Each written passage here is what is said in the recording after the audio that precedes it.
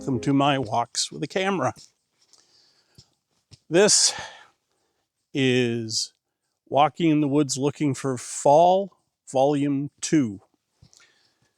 It's been a few days, or a couple weeks since I shot my first Looking for Fall video, and the fall colors then weren't really starting to come out. I mean, there were a lot of yellows and mixed in with the greens and that, but that was then.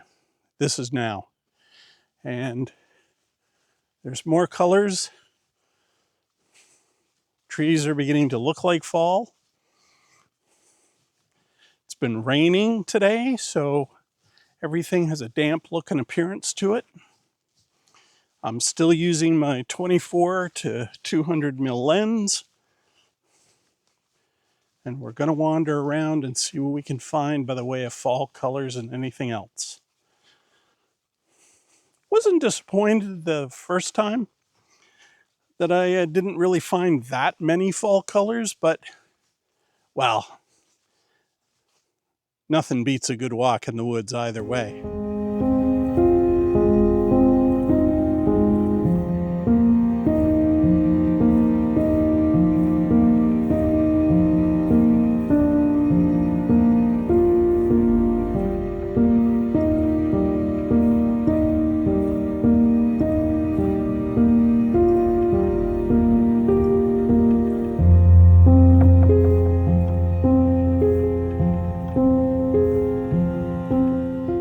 This is a different woods than the one I was walking in last time I went looking for fall colors.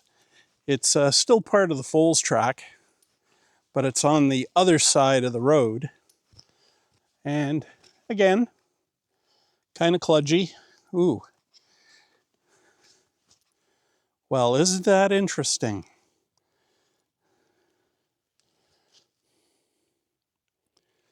That is really interesting. So we're going to see what we can.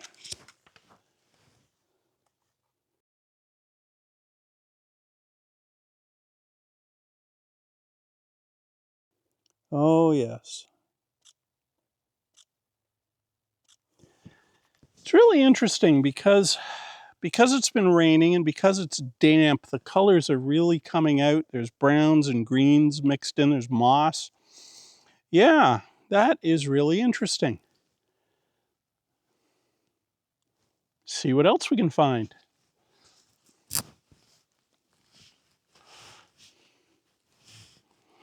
Boy,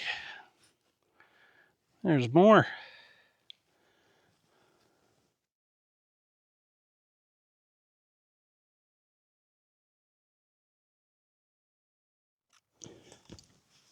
That kind of fungus has a real abstract quality, especially when you see it sort of textured and layered in with the surrounding woods and leaves and whatever's fallen upon it. I really like it. And that's one of the things. I mean, even though the woods it's chaos and it's kludgy, and I mean, look at this.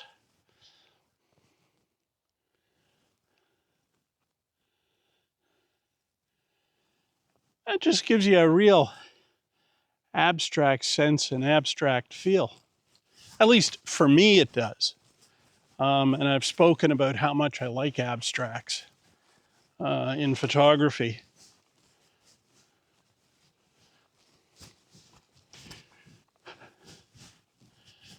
And yeah, very cool.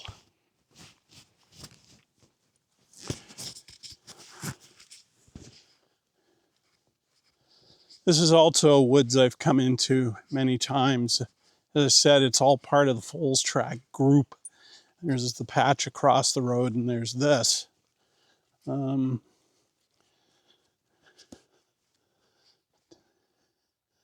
It's interesting yellows, and even though we're coming into the end of the day, and as I said, it's after 4 o'clock, the lighting is very subdued, and woods is really quiet.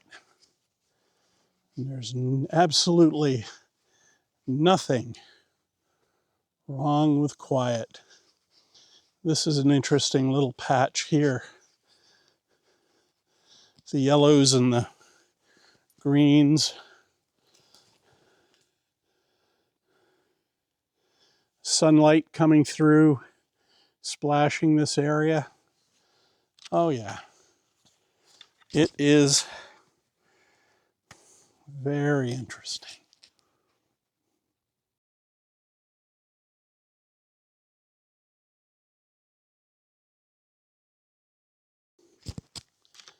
And that's an example. I mean, you can see the chaos on the ocean or on the forest floor with these logs over here, and how everything can get an oppressive feel to it, but it doesn't feel oppressive. I mean, the light coming through here is really, really interesting.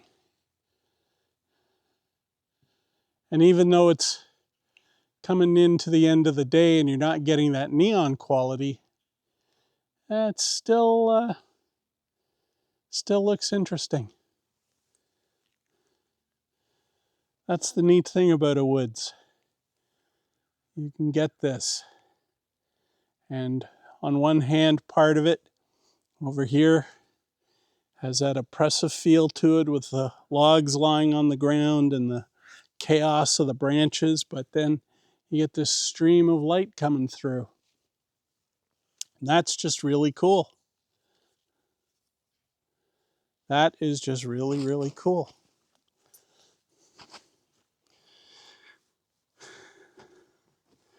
Here's an example of when I talk about when I'm looking at abstracts. I've got this log down here,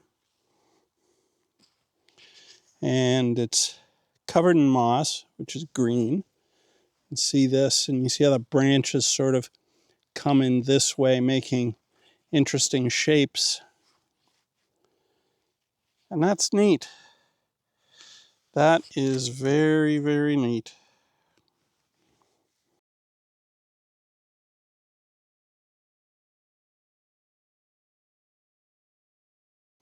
Trying to do this one-handed and take it back to 35 mil. Oh yeah.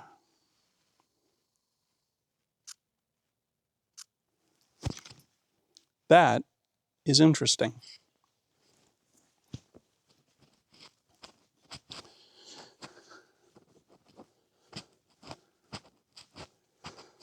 This woods is, well, I think I may have said this, but I've shot in it before many times. This path is well maintained. I've even seen deer in here.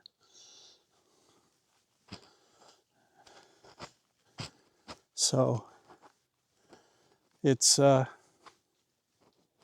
pretty cool.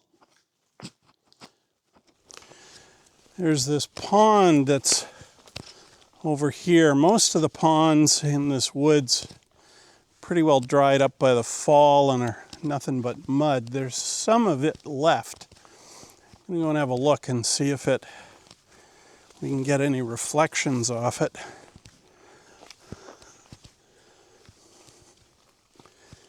Oh, some.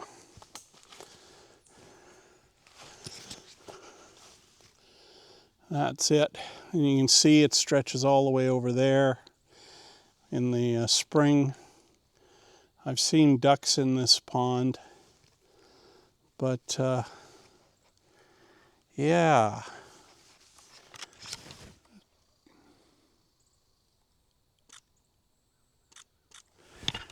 There's this log right here. I'll show you. This log right here, and I'm getting some sunlight falling on it. It's a dying sun, I'll admit that, but it's just making this patch of green on it really interesting. I'll show you the photograph that I just took.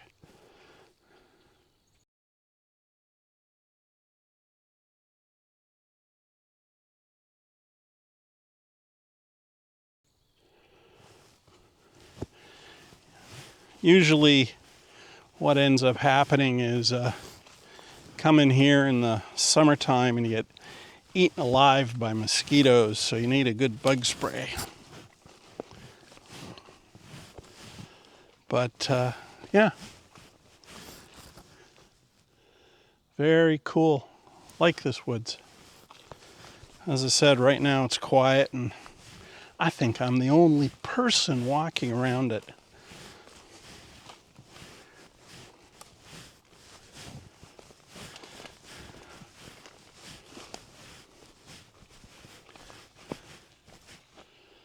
Should go see what else we can find.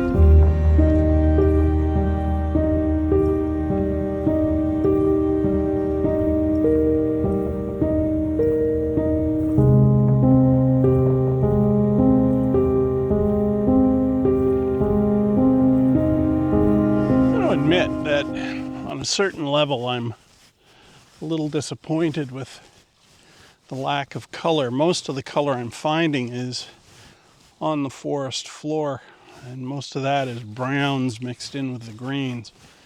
But you get these occasional patches of color which are quite good.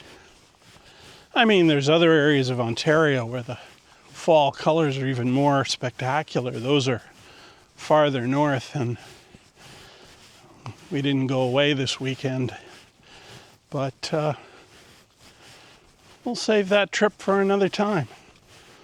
In the meantime, we'll keep working with what we got. That's another thing about photography. Always keep in mind, work with what you have. Whether it's landscapes or nature or street photography or whatever, doesn't matter. You can just find some really interesting compositions, really interesting images. Work with what you have. Key rule. There's 3 other key rules you should work with as a photographer. Practice, practice, practice. I can't stress that enough. And I know I say it ad nauseum, but it's very true. This open area, it's a gas line right away. And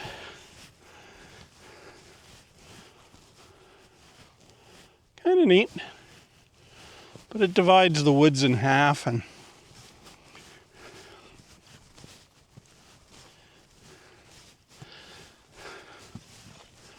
now we're coming into it. It's really getting dark. Now we're coming into it.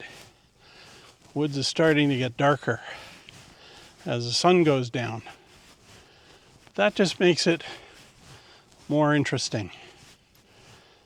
Some people will tell you it's spooky. I've never found it spooky. What I've found it is interesting.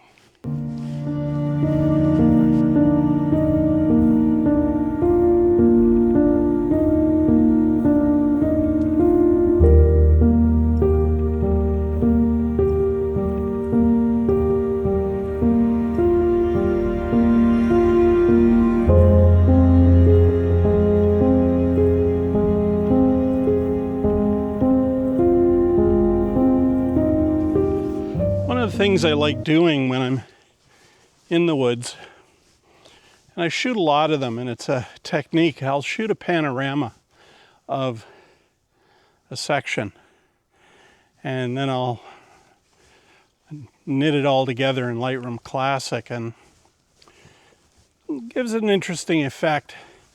Now, the easy thing to do is, well, I could use my wide angle lens to get the same effect, and I've done that. But sometimes when you shoot it as a panorama, you get a more high definition image, and that can be interesting. So never dismiss things like, the techniques you use or that. Now, shooting panoramas is easy. There's an easy way to do it and there's a complicated way to do it. I don't really understand yet the complicated way. And there's me, 15 years as a photographer, because it involves noodle points and setting up on a tripod and shooting it, which I've done. Don't ask me what new nodal points are though. I tend to shoot handheld. Most of the times, 99% of the times, my panorama has worked out quite well. And the biggest one I shot was of Fort Niagara, which is across the mouth of the Niagara River at Lewiston, just across from Niagara-on-the-Lake. 27 images stitched together of Fort Niagara. That was interesting. Mostly I'll try to keep it not down to 9 images that I'm going to knit together. This one that I just shot, that's 4.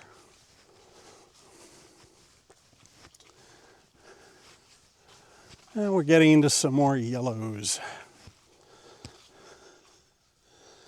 Very cool. Oh, that's going to be interesting.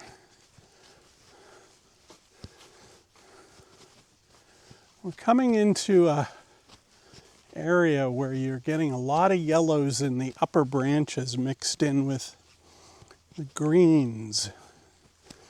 And there's pines in here because on the forest floor it's mostly pine needles.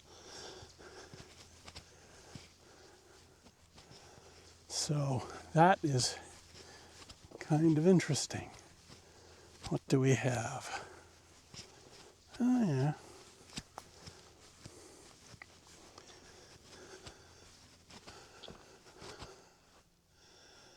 Uh-huh.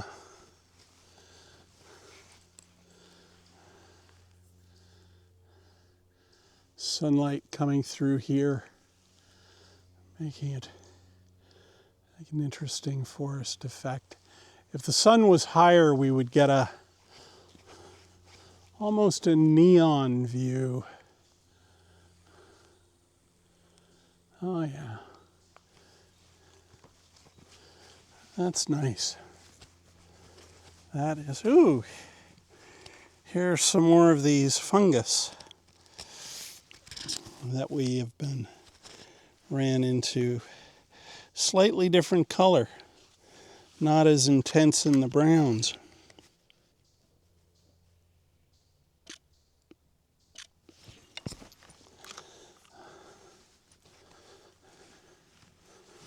Those are the sorts of things I would normally use my macro lens on, but I didn't bring it with me. I left it at home.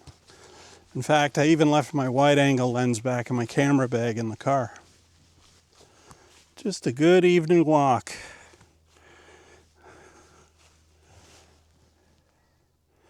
It's a good evening walk. I like the way the light is streaming through here. That's kind of neat. And we have moss growing all over that.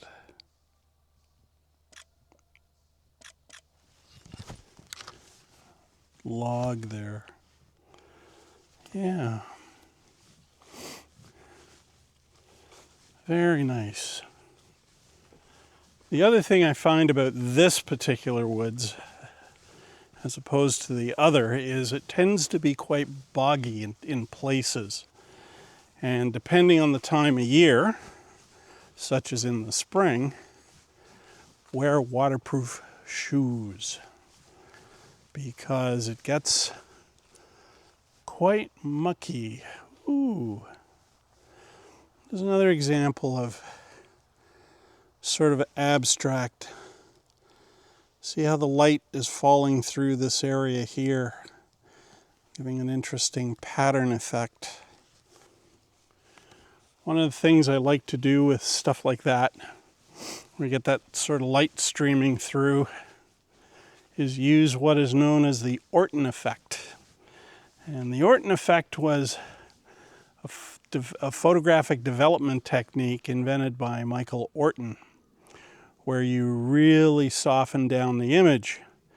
It's also called a painterly effect, and it can look quite cool, especially if you learn how to use it properly, where what you do is you soften the entire image so it looks like it's a painting, and you take the texture down practically to zero. You have to really play around with it. And then what you do is, in things like the foreground and the side, you bring up the texture and make the foreground and what's closest to the photographer sharp. And so what you have is this two-layered effect where you have, in the foreground in front of the photograph, you have this very sharp, detailed photograph, and in the back it looks more like a softer, painterly effect. I use it a lot in woodland because it looks like a painting and it looks really cool.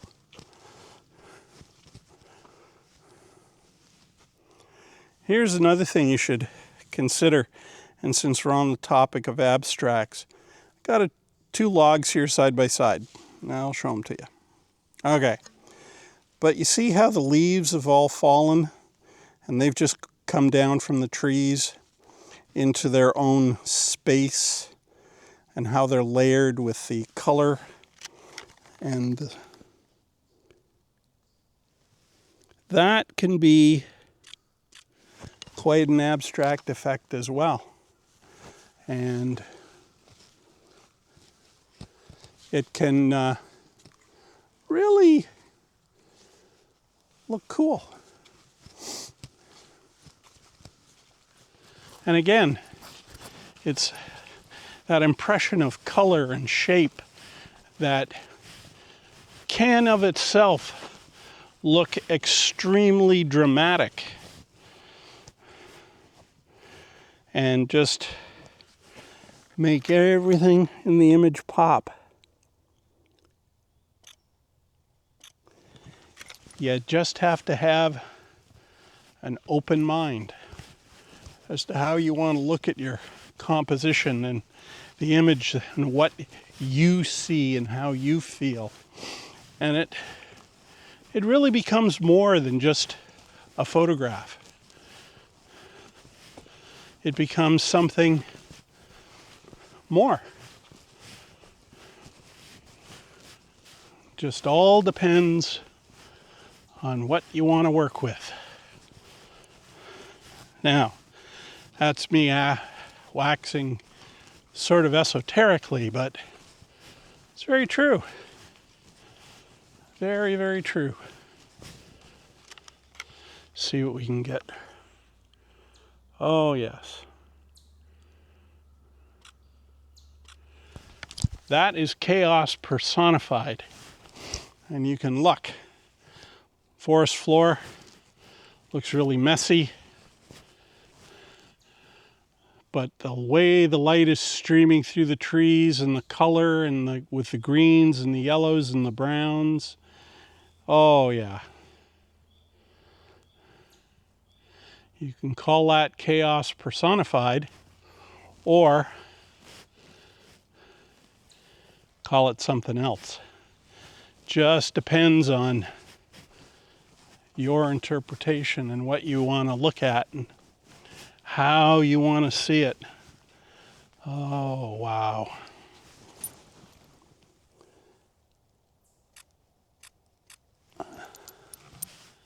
That is neat. That splash of color through all of this chaos. Yeah, that is very neat. Well, have I found fall? Yeah, I have. I have found it. Is it what I was looking for? Yes and no. But it hasn't been a good walk in the woods. Yeah, it has. It's quiet, it's peaceful, and we can sort of leave the world behind and just enjoy this. Have we found order in the chaos? Well, in a way, yes, there's randomness, there is a random order. But at the same time, that chaos has helped to make an abstract image. And that abstract image can speak to you. You just have to have an open mind. And that's the one thing as an artist. Always keep your mind open. Open to new things, open to new experiences. It doesn't matter if it's photography or painting or whatever it is you do, whatever you do on an artistic level, even if that artistic level is just you letting your brain and imagination enjoy this. It's all good. So just remember, when you're out looking for your own peace and quiet, a place where you can turn off your mind and just enjoy, just keep walking with a camera. Until next time, cheers.